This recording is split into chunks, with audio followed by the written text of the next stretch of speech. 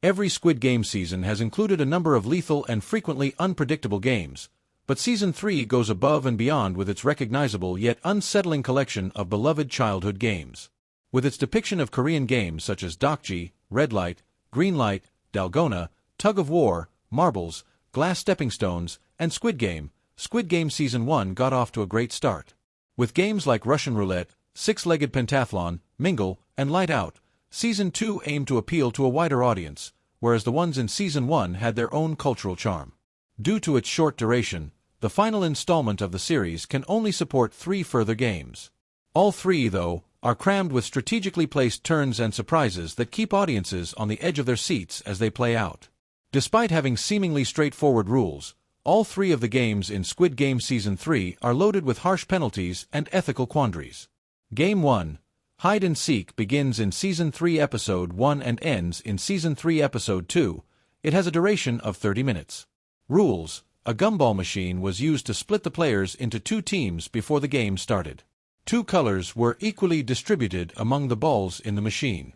To find out whose team they had to play for, each player had to spin the machine's handle to remove a random ball. In the game, the players with the red balls were the taggers, and the players with the blue balls were the hiders. Additionally, each hider received a key that they could use to open doors in the arena of the game.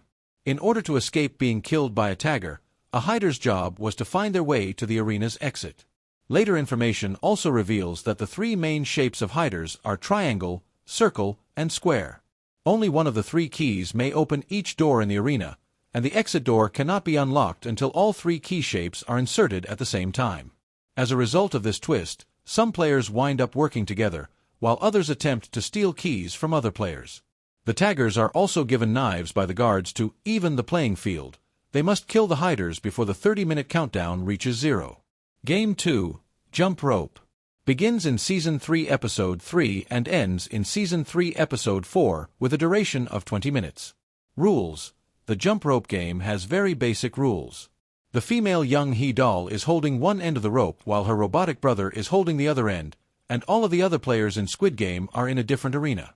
Each time the rope swings near the player's feet, they must jump and retain their balance while walking across a tight ramp. Additionally, the rope resembles a steel rod that progressively accelerates with each turn.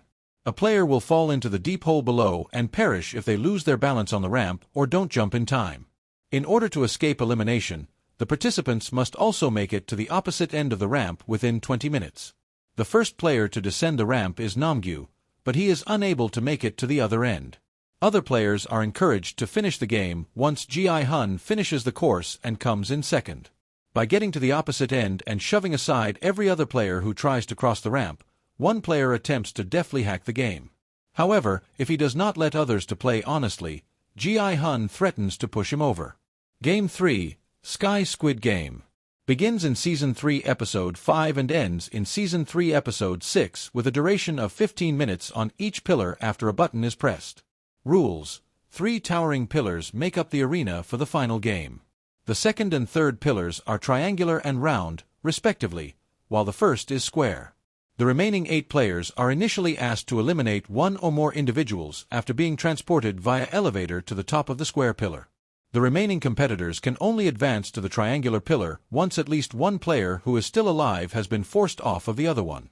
The triangle pillar follows the same rule. Before the remaining players can advance to the last level, another player must be pushed off. Additionally, the participants have access to a button on the ground that they must hit in order to start the game.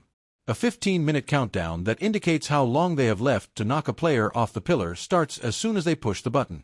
Myung-ji uses the steel rod on the first pillar as a weapon to push Min-soo and defend himself. Ji-hun finds himself positioned on the triangular pillar following Min-soo's passing.